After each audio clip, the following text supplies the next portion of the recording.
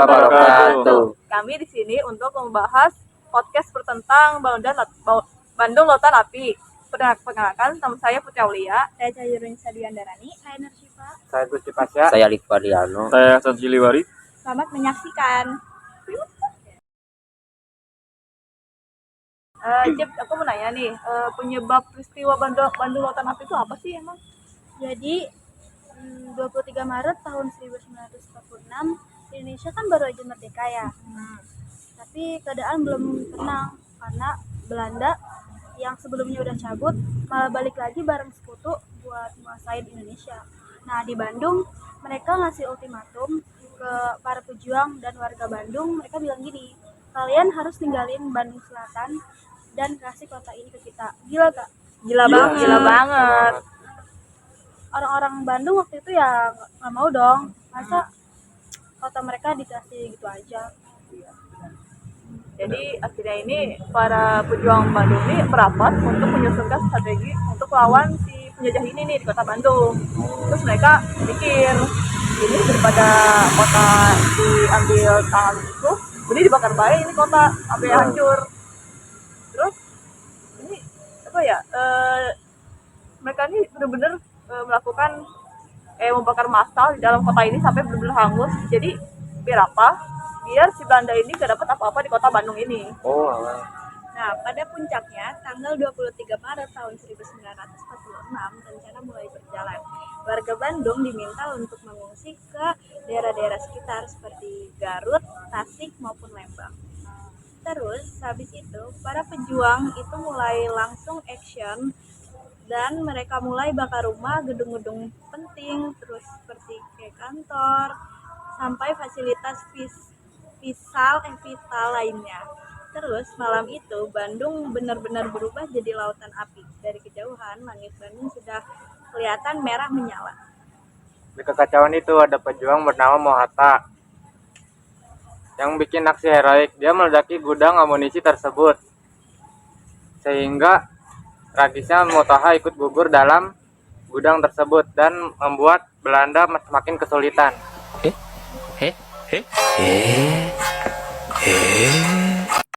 A few moments later. Macam tak betul je budak ni. Jadi setelah kejadian itu Bandung emang hancur. Tapi semangat perjuangannya makin gede. Bahkan Ismail Marzuki yang seorang musisi pun terinspirasi membuat sebuah lagu yang bernama Halo Halo Bandung untuk mengenang peristiwa ini. Jadi liriknya tuh kayak nyampein, halo Bandung, nanti kita rebut lagi ya. Jadi Bandung Lautan Api cuma tentang penghancuran kota, tapi simbol keberanian dan pengorbanan rakyat Bandung. Mereka lebih memiliki kehilangan segalanya daripada harus tunduk sama penjajah. Itu sih yang bikin peristiwa ini keren banget sampai sekarang. Wow, keren. Putri, ya, aku mau bertanya nih ya. Penyebab dari utamanya peristiwa Bandung Lautan Api itu gimana sih? Jadi penyebabnya itu gara-gara sekutu ini ingin menguasai atau menjadikan Bandung ini sebagai markas mereka. Gitu ya? Iya. Cipa, kapan Bandung Lautan Api itu terjadi?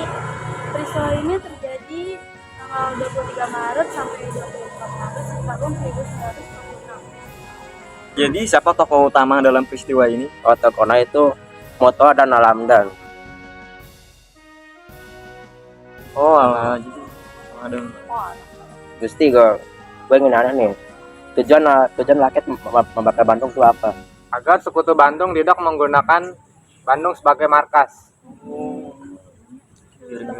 Cang, gue mau nanya nih Cang, kondisi Bandung setelah peristiwa apa tuh Cang? Jadi kotanya hancur dan terbakar, Dar. Oh gitu ya. Kita betul. Jadi nih Dar, arti penting Bandung Lautan Api itu apa Dar? Simbol perjuangan dan pengorbanan rakyat.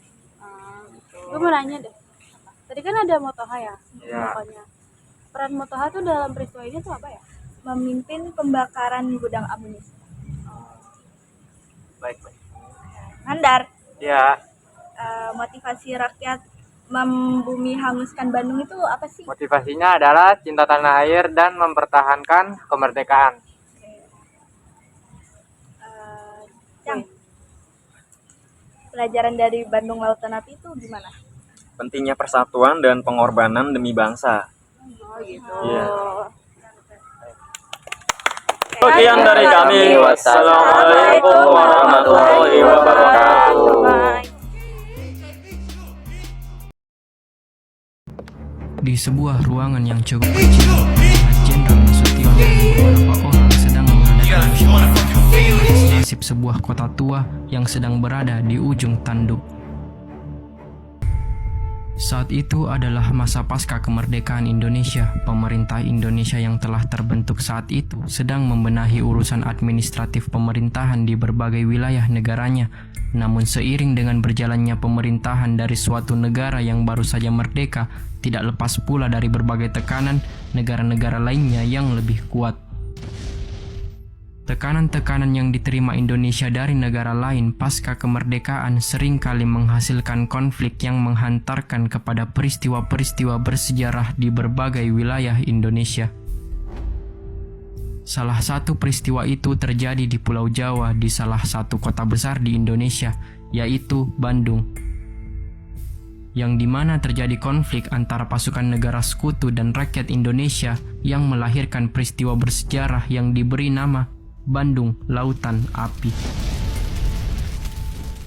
Tepatnya 12 Oktober 1945, negara sekutu yaitu Inggris mendatangkan pasukannya yang dipimpin oleh Brigadir Jenderal MacDonald ke kota Bandung.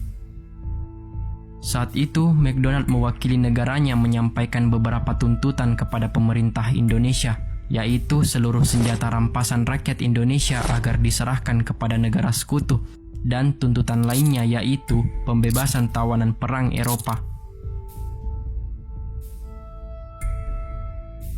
Ternyata tuntutan yang disampaikan oleh negara sekutu berdampak buruk kepada rakyat Indonesia. Hal itu dibuktikan dari tawanan perang yang dibebaskan melakukan tindakan-tindakan yang mengganggu keamanan dan menimbulkan banyak bentrokan bersenjata dengan tentara Indonesia di berbagai tempat di kota Bandung. Bentrokan ini terjadi sangat sering dan berlarut-larut sehingga membuat rakyat Indonesia geram. Pada akhirnya, tanggal 21 November 1945, pada malam harinya, tentara Indonesia bersama badan-badan pejuang Indonesia melancarkan serangan besar-besaran ke markas pasukan sekutu di Hotel Savoy Human dan Hotel Preanger, dan merupakan bentrokan bersenjata terbesar saat itu.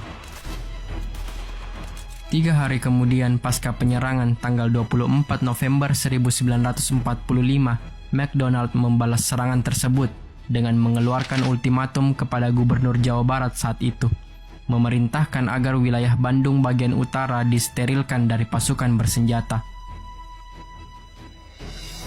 Ternyata rakyat Indonesia tidak menghiraukan ultimatum tersebut, dan selama bulan Desember banyak bentrokan bersenjata tersulut. Pertempuran gerilya dan lainnya terjadi di beberapa tempat di Bandung dan berlanjut selama berbulan-bulan.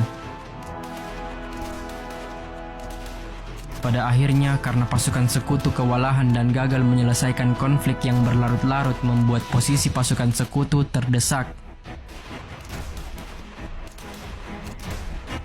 Tanggal 23 Maret 1946, Sekutu kembali mengeluarkan ultimatum, kali ini terhadap Perdana Menteri Indonesia saat itu, Sultan Syahrir. Ia memerintahkan selambat-lambatnya tanggal 24 Maret 1946, tengah malam pukul 00, penduduk dan pasukan bersenjata sudah harus mengosongkan kota Bandung sejauh 10-11 km dari pusat kota Bandung. Mayor Jenderal Nasution yang selama ini mengomandoi tentara Indonesia di kota Bandung menolak ultimatum itu, yang juga didukung oleh Jenderal Sudirman. Namun, Sultan Syahrir mendesak Nasution agar menaati ultimatum itu, agar tidak adanya pertumpahan darah lebih besar lagi. Sultan Syahrir menilai bahwa tentara Indonesia saat itu belum mampu menandingi kekuatan negara sekutu yang dikdaya. Bagaimanapun, Nasution harus menaati perintah Perdana Menteri. ia lalu secepatnya mengadakan rapat dengan perwira tentara Indonesia dan badan-badan pejuang serta aparat pemerintah Kota Bandung membahas tindakan untuk menanggapi ultimatum tersebut.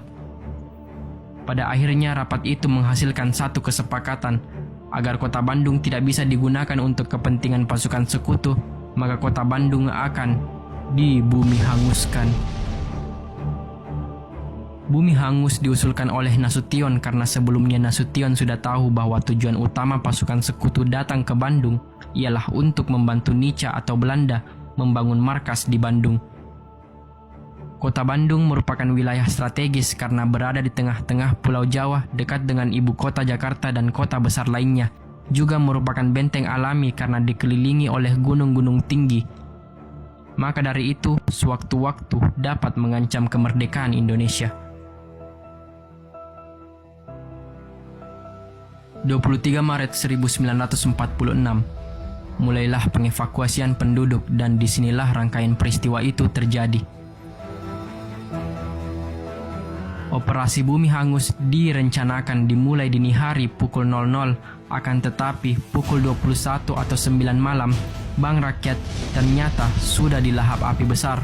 Selanjutnya diikuti gedung di Bancai yang terbakar hebat. Kemudian gedung di Braga, Cicadas, dan Tegalega pun dibakar. Pasukan sekutu menyadari kehebohan itu dan berusaha menghentikannya hingga terjadi bentrokan. Sementara itu, di desa Dayuh Kolot, terjadi bentrokan hebat antara pejuang Indonesia dan pasukan sekutu yang menjaga gudang amunisi besar berisi senjata dan 1.100 ton mesiu. Dua pejuang yang bernama Muhammad Toha dan Ramdan diberi tugas untuk meledakkan gudang tersebut. Keduanya pergi menyelinap melewati area yang tidak dilihat oleh pasukan sekutu, lalu masuk ke dalam gudang dan seketika gudang itu meledak dengan hebatnya. Gudang amunisi yang sangat penting bagi pasukan sekutu itu berhasil dihancurkan, tetapi kedua pejuang tewas ikut dalam dahsyatnya ledakan gudang itu. Kembali ke Kota Bandung, tentara Indonesia sedang membakar markas mereka yang berpotensi digunakan pasukan sekutu. Kemudian setelah itu menggerakkan dan mengawal lebih dari 200.000 penduduk meninggalkan Kota Bandung sembari membantu membakar rumah-rumah mereka. Pasukan sekutu sudah berusaha sekuat tenaga untuk menghentikannya, akan tetapi arus besar massa penduduk yang membakar rumah mereka sudah tidak bisa terbendung lagi. Dan dalam waktu semalam saja, seketika kota itu terbakar hebat dengan asap tebal membumbung tinggi ke langit. Malam itu, Kota Bandung dilihat dari kejauhan benar-benar seperti lautan api. Dan pada pagi harinya, Kota Bandung hanyalah seperti kota mati dengan puing-puing berserakan di seluruh penjuru kota. Dalam beberapa bulan, tentara Indonesia dan pejuang Indonesia bergerilya melawan pasukan sekutu dan kemudian berhasil menduduki kembali Kota Bandung. Peristiwa ini merupakan sebuah peristiwa titik balik yang dimana mencegah krisis yang akan mengancam kemerdekaan Indonesia.